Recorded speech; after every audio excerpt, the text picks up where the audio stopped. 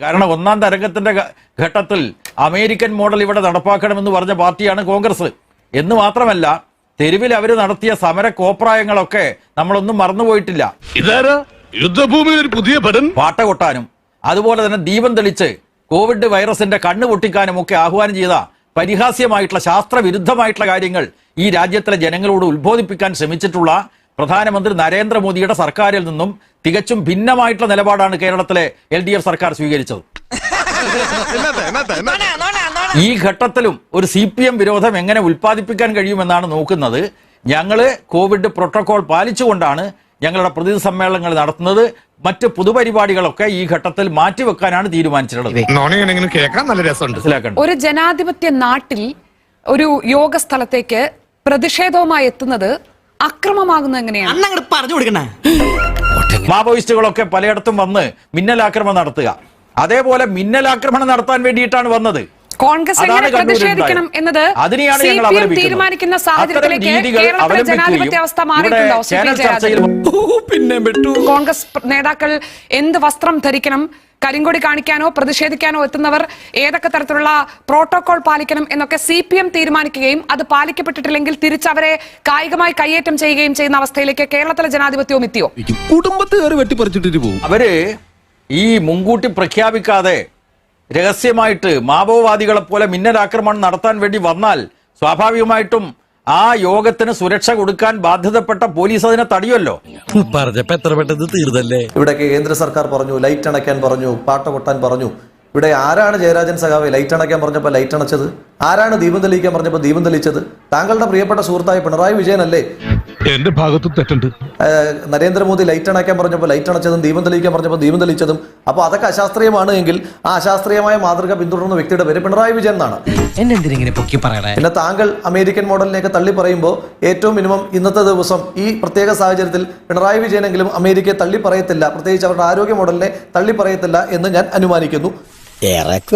പിന്നെ താങ്കൾ പറഞ്ഞു ഞങ്ങൾ നടത്തുന്ന പരിപാടികളെല്ലാം വളരെ കോവിഡ് മാനദണ്ഡങ്ങൾ പാലിച്ചുകൊണ്ടാണെന്ന്. ഇപ്പൊ തിരുവനന്തപുരത്ത് പാറശാലയിൽ നിങ്ങളുടെ ജില്ലാ സമ്മേളനം നടന്നു.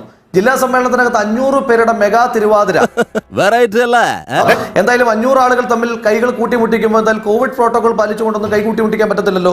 പിന്നെ അവിടെ ഇട്ട് പാട്ടൊക്കെ എത്രമാത്രം അരോചകമായിരുന്നു എന്ന് ഞാൻ പറയുന്നില്ല. കാരണഭൂതനായ പിണറായി വിജയൻ. എനിക്ക് പെട്ടെന്ന് ഓർമ്മ വരുന്നത് താങ്കളെ പറ്റി താങ്കളുടെ ചില അനുയായികൾ ഒരു പാട്ട് വെച്ചപ്പോൾ താങ്കളെ പരോക്ഷമായി ശാസിക്കുകയും പിന്നീട് താങ്കളുടെ ഒരു ഉയർച്ചയ്ക്ക് വരെ പ്രതിരോധം സൃഷ്ടിക്കുകയും ചെയ്ത വ്യക്തിയുടെ പേരിൽ കാരണഭൂതനായ പിണറായി വിജയൻ, കേരളത്തിലും ലോകത്തിലും മുഴുവൻ കമ്മ്യൂണിസം വ്യാപിപ്പിക്കുന്നത് പിണറായി വിജയൻ എന്നാണെന്നൊക്കെ പറയുമ്പോൾ ലോകത്തിൽ ആർക്ക് പ്രതിഷേധം തോന്നിയില്ലെങ്കിലും താങ്കൾക്കെങ്കിലും ഉള്ളിന്റെ ഉള്ളിൽ പ്രതിഷേധം തോന്നിയിട്ടുണ്ട്. താങ്കളുടെ പ്രതിഷേധമാണ് എന്റെ വായിലൂടെ ഞാനിപ്പോൾ പ്രകടിപ്പിക്കുവാനായിട്ട് ആഗ്രഹിക്കുന്നത്. 2006 നിങ്ങൾക്ക് 176 സീറ്റ് ഉണ്ടായിരുന്നു. ഇതുപോലെ നിങ്ങൾ പ്രതിരോധിക്കുന്നതിന് മുമ്പ് അവിടെ നിന്ന് 2011 എത്തുമ്പോഴത്തേക്കും നിങ്ങളുടെ സീറ്റ് 40. ഇപ്പൊ നിങ്ങളുടെ സീറ്റ് എത്രയാണെന്ന് അറിയാമോ? 3 സീറ്റാണ് ബംഗാളിൽ നിങ്ങൾക്ക് ആകെയുള്ളത്. നിങ്ങളുടെ സ്വാഭാവികമായ പ്രതികരണത്തിന്റെ ഭാഗമാണ് നിങ്ങൾ പറയുന്നു ഞങ്ങൾ കോവിഡ് പ്രോട്ടോകോൾ ലംഘിച്ചു. 100-ലധികം ആളുകളാണ് ആ അടച്ചിട്ട മുറിയിലെ ആ സമ്മേളനത്തിൽ പങ്കെടുത്തിട്ടുള്ളത് എന്ന് മാധ്യമപ്രവർത്തകർക്ക് മുഴുവൻ അറിയാം. ഈ സർക്കാർ പുറപ്പെടുവിച്ചിരിക്കുന്ന ഉത്തരവ് പ്രകാരം ആകെ 75 ആളുകൾക്ക് മാത്രമാണ് അടച്ചിട്ട മുറിയിൽ ഒരുമിച്ചിരിക്കുവാൻ കഴിയുന്നത്. പിന്നെ ഇപ്പോ 100-ലേറെ ആളുകൾ പങ്കെടുത്ത നിങ്ങളുടെ മീറ്റിംഗ് ആണോ കോവിഡ് പ്രോട്ടോകോൾ ലംഘിച്ചത്? അതോ വെറും 7 പേരുമായി വന്ന യൂത്ത് കോൺഗ്രസിന്റെ സമരമാണോ? യൂത്ത് കോൺഗ്രസ് എങ്ങനെ സമരം നടത്തണമെന്ന് താങ്കൾ പറയുകയാണ്. ഈ വേഷം കണ്ട ആളുകളെ തിരിച്ചറിയണമെന്ന് പറഞ്ഞയാള് നരേന്ദ്രമോദിയാ. ആ നരേന്ദ്രമോദിയുടെ പാർട്ടിയുടെ അക്രമം നേരിട്ട് താങ്കൾ തന്നെ വീണ്ടും അതിന് ആവർത്തിക്കുകയാണ്. വേഷം കണ്ട ആളുകളെ തിരിച്ചറിയണം. റിജിൽ മാക്കുറ്റി പാൻസ് ഇട്ടതാണോ താങ്കളുടെ ഇന്നത്തെ കുഴപ്പം? അതല്ല റിജിൽ മാക്കുറ്റി പിന്നെ എന്തായിരുന്നു വേണ്ടത്? റിജിൽ മാക്കുറ്റിക്ക് ഇഷ്ടമുള്ള വസ്ത്രം ധരിക്കാനായിട്ടുള്ള സ്വാതന്ത്ര്യമുള്ള നാടല്ലേ ഇത്? അദ്ദേഹം ആംബുലൻസിൽ നെഞ്ചുവേദനയായിട്ടൊന്നും വന്നിട്ടില്ല റിജിൽ മാക്കുറ്റി. അദ്ദേഹം വളരെ മാന്യമായി ജനാധിപത്യ മാർഗത്തിലൂടെ സമരം ചെയ്യണമെന്നു.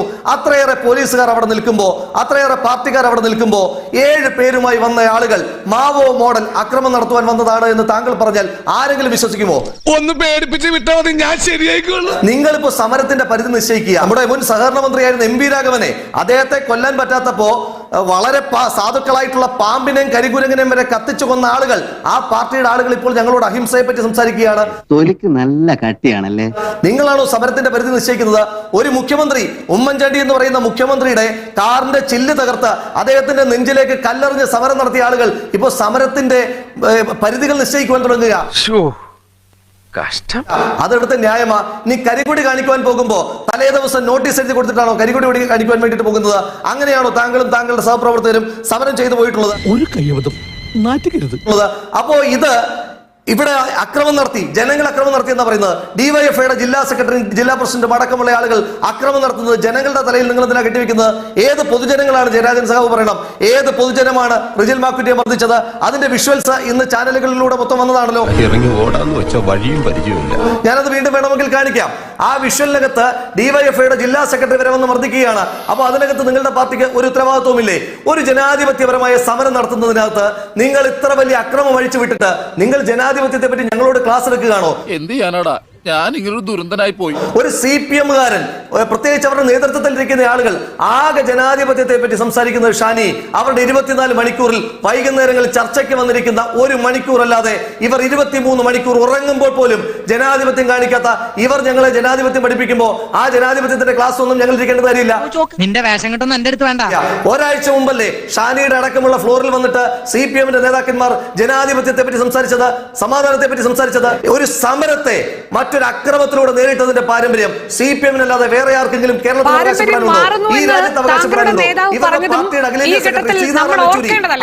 എനിക്കുള്ളത് മേടിച്ചിട്ട് വരാം.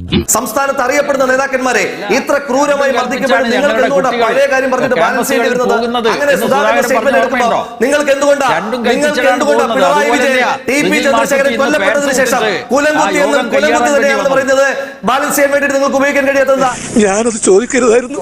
പ്രതിഷേധിക്കുന്നവരെ അവിടെ നിൽക്കുന്ന പാർട്ടി അനുകൂലികൾ കൈകാര്യം ചെയ്യുന്നതിനെ സ്വാഭാവിക പ്രതികരണം എന്ന് പറഞ്ഞുകൊണ്ട് CPM-ന് എങ്ങനെയാണ് ഇനി ജനാധിപത്യത്തെ കുറിച്ച് സംസാരിക്കാൻ കഴിയുക? എന്നെ തേച്ചതാണല്ലേ.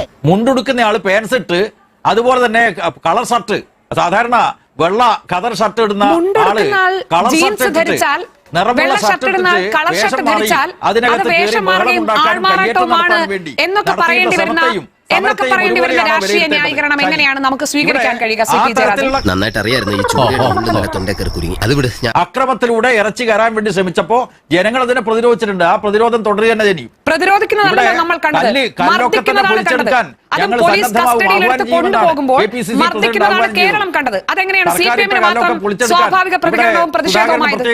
ഇയാളെ കൊണ്ടൊന്നും കൂട്ടിയാൽ കൂടും തോന്നണില്ല. നിങ്ങളുടെ ക്രൂരമായ മർദ്ദനത്തിന് പോലീസുകാർ ഞങ്ങളുടെ നേതാക്കന്മാരെ പിടിച്ചു വെച്ച് തന്ന് നിങ്ങൾ മർദ്ദിച്ചുകൊണ്ടിരിക്കുമ്പോ ആ മർദ്ദനം അവർ കുറെ ഏറ്റുവാങ്ങിയിട്ടുണ്ട്. പോലീസുകാരാണ് അവരെ നീക്കുന്നത്, അല്ലാതെ അവർ ആംബുലൻസിൽ കയറി പോയില്ല. ജയരാജൻ സഖാവേ, നൂറോളം പോലീസുകാരും മന്ത്രിമാരും ഒക്കെ ഉള്ള സംവിധാനത്തെ 6ഓളം പേർ വന്ന് ആക്രമിക്കുവാൻ ശ്രമിച്ചു എന്ന് പറയുമ്പോൾ ജയരാജൻ സഖാവ് ഇത് പറയുമ്പോൾ ഒരുപക്ഷെ താങ്കൾക്ക് ഈ വാദത്തിൽ ജയിച്ചിട്ട് പോകുവാൻ കഴിയുമായിരിക്കും. പക്ഷേ താങ്കളെ പോലെ സമുന്നതനായ ഒരു നേതാവ് കേരളത്തിന്റെ പൊതുസമൂഹത്തോട് ലക്ഷക്കണക്കിനായ ആളുകൾ കണ്ടുകൊണ്ടിരിക്കുന്ന മനോരമ മാധ്യമത്തിൽ നിന്ന് പറയുമ്പോൾ താങ്കൾ സ്വയം അപഹാസ്യനായിക്കൊണ്ടിരിക്കുകയാണ്. ഏത് പാർട്ടിയിൽപ്പെട്ടവരാണെങ്കിലും ശാരീരികമായി ആക്രമിച്ചുകൊണ്ടല്ലോ രാഷ്ട്രീയ വിയോജിപ്പ് പ്രകടിപ്പിക്കേണ്ടത്. അത് സംഭവിക്കുമ്പോൾ പോലും അതിനെ ന്യായീകരിക്കുക, അതാണ് ജനാധിപത്യ പ്രതികരണമാണ്, സ്വാഭാവിക പ്രതികരണമാണ് എന്ന് പറഞ്ഞാൽ, ഇതും രാജ്യത്ത് നേരത്തെ താങ്കൾ പറഞ്ഞതുപോലെ കേന്ദ്ര സർക്കാരിനെ അനുകൂലിക്കുന്നവർ നടത്തിക്കൊണ്ടിരിക്കുന്ന ജനാധിപത്യ വിരുദ്ധതയും തമ്മിൽ എന്താണ് വ്യത്യാസം? എന്റെയും ചേട്ടന്റെയും ശബ്ദം ഒരുപോലെ ഇരിക്കുന്നു. ഈ രാജ്യത്ത് ജനാധിപത്യം അനുശാസിക്കുന്ന രീതിയിലുള്ള സമരം മാത്രമാണ് നടത്തിയത്. എന്ന് തൊട്ടാണ് ഇവർക്ക് സമരത്തോട് ഐറ്റം ഉണ്ടാകുന്നത്. ഇനിയും ഇവർ നടത്തിയതുപോലെ അക്രമ സമരങ്ങൾ ഞങ്ങൾ ആരെങ്കിലും നടത്തിയിട്ടുണ്ടോ? പിന്നെ ഒരു കായികമായി കുറച്ച് ചെറുപ്പക്കാർ ആക്രമിക്കപ്പെടുമ്പോൾ ജയരാജൻ സഖാവിനെ പോലെ ഒരു മുതിർന്ന CPM-ന്റെ നേതാവ് അത് പ്രതിരോധമാണെന്ന് പറയുന്നത് എത്രമാത്രം അപഹാസ്യമാണ്. അത്രക്കുള്ള ബുദ്ധിയൊന്നും അതിനില്ലല്ലോ. താങ്കളെ പോലെ ക്രൂരമായ ശാരീരിക അക്രമത്തിന് ഇരയായ ഒരു മനുഷ്യൻ, താങ്കളെ പോലെ സംഘപരിവാറുകാർ അക്രമത്തിന് ഇരയായ ഒരു മനുഷ്യൻ, താങ്കൾ പറയുകയാണ് അക്രമം പ്രതിരോധമാണെന്ന് പറയുമ്പോൾ സംഘപരിവാറുകാർ പറയുകയാണ് താങ്കളെ ഞങ്ങൾ പ്രതിരോധിച്ചതാണെന്ന് പറഞ്ഞാൽ താങ്കൾക്ക് എത്രമാത്രം അതിനകത്ത് പ്രയാസമുണ്ടാകും? ഞാൻ ഉപദേശിക്കുന്നു കരുതരുത്, മുതലാളി ഒരു ചെത്തിയാണ്. അതേ പ്രയാസം തന്നെയല്ലേ ഈ ചെറുപ്പക്കാർക്കുള്ളത്? അവർ മാന്യമായി രാഷ്ട്രീയ പ്രവർത്തനം നടത്തിയതല്ലേ? പിന്നെ വേഷത്തിന്റെ കാര്യം താങ്കൾ പറയുന്നു. ഇപ്പോ റഹീം അടക്കമുള്ള ആളുകൾ പാൻസ് ഇട്ട് കൊണ്ടുപോകുന്ന ഒരുപാട് ദൃശ്യങ്ങൾ, ഫോട്ടോകൾ ഇപ്പൊ എന്റെ പ്രൊഫൈലിലേക്ക് വരികയാണ്. ഷാനി ഒന്ന് സെർച്ച് ചെയ്താൽ ഷാനിക്ക് കിട്ടും. ഈ റഹീം എന്താ ഫാൻസി ഡ്രസ്സിന് വല്ലതും പോകുന്നതുകൊണ്ടാണോ പാൻസ് ഇടുന്നത്? നമ്മളെല്ലാവർക്കും ഇഷ്ടമുള്ള വസ്ത്രം ധരിക്കാനുള്ള സ്വാതന്ത്ര്യമുള്ള രാജ്യത്ത് ഇനി പാൻസ് റിജിൽ മാക്കുറ്റി ധരിക്കണമെങ്കിൽ, സുദീപ് ജെയിംസ് പാൻസ് ധരിക്കണമെങ്കിൽ പി ജയരാജന്റെ ഓഫീസിൽ വന്ന് പെർമിഷൻ എടുക്കണമെന്ന് പറഞ്ഞാൽ ഇത് പാർട്ടി ഗ്രാമമല്ലല്ലോ സഖാവെ, രാജ്യം മുഴുവൻ, ഈ സംസ്ഥാനം മുഴുവൻ പാർട്ടി ഗ്രാമമാണോ? അല്ല. വയ്യാതെല്ലാം മുതലാളിയുടെ തലയിലാണല്ലോ വീഴുന്നത്. കേരളയിൽ വേണമെന്ന് പറയുന്നവർക്ക് മാത്രമേ ഈ സംസ്ഥാനത്തിനകത്ത് ജീവിക്കാൻ കഴിയുകയുള്ളൂ. കേരളയിൽ വേണ്ട എന്ന് പറയുന്ന ആളുകളെല്ലാം നിങ്ങൾ മുന്നോട്ട് വയ്ക്കുന്ന മാതൃക എന്താ? കേരളത്തിന്റെ മുഖ്യ പ്രതിപക്ഷമായ കോൺഗ്രസിന്റെ നേതാക്കന്മാർ ഒരു സമരം നടത്തിയാൽ വരെ ഞങ്ങൾ കായികമായി നേരിടും. അതുകൊണ്ട് ഒറ്റപ്പെട്ട ജനങ്ങൾ സമരം നടത്തിയാൽ നിങ്ങൾക്കുണ്ടാകുവാൻ പോകുന്നത് അരയിൽ ഷുക്കൂറിനെ പോലെയുള്ള ആളുകൾ അനുഭവമായിരിക്കുമെന്നുള്ള മെസ്സേജാണോ CPM പുറത്തേക്ക് വിടാനായിട്ട് ആഗ്രഹിക്കുന്നത്? BJPയുടെ ഒരു അനുഭവവും ഞങ്ങൾക്ക് വേണ്ട. ഈ രാജ്യത്തെ കർഷക സമരം നടത്തുന്ന കർഷകരെ വണ്ടി ഇടിപ്പിച്ച് കൊല്ലുന്ന BJPക്കാരന്റെ ഒരു വാചകം കൊണ്ടുള്ള അനുഭവം പോലും ഞങ്ങൾക്ക് വേണ്ട. കിട്ടിയാ? ഇല്ല, ചോദിച്ചു വാങ്ങിച്ചു. ഇന്ന് റിജിൽ മാക്കുറ്റി മർദ്ദിക്കപ്പെട്ടതിന് ശേഷം ശശികല അടക്കമുള്ള ലസിത അടക്കമുള്ള BJPയുടെ സംഘപരിവാറിന്റെ നേതാക്കന്മാർ അഭിവാദ്യം അർപ്പിച്ചുകൊണ്ട് സഖാക്കൾക്ക് പോസ്റ്റ് ഇരിക്കുക. ആ നിങ്ങളുടെ അനുഭവമൊന്നും ഞങ്ങൾക്ക് വേണ്ട. അപ്പൊ അതിനൊരു തീരുമാനമായി.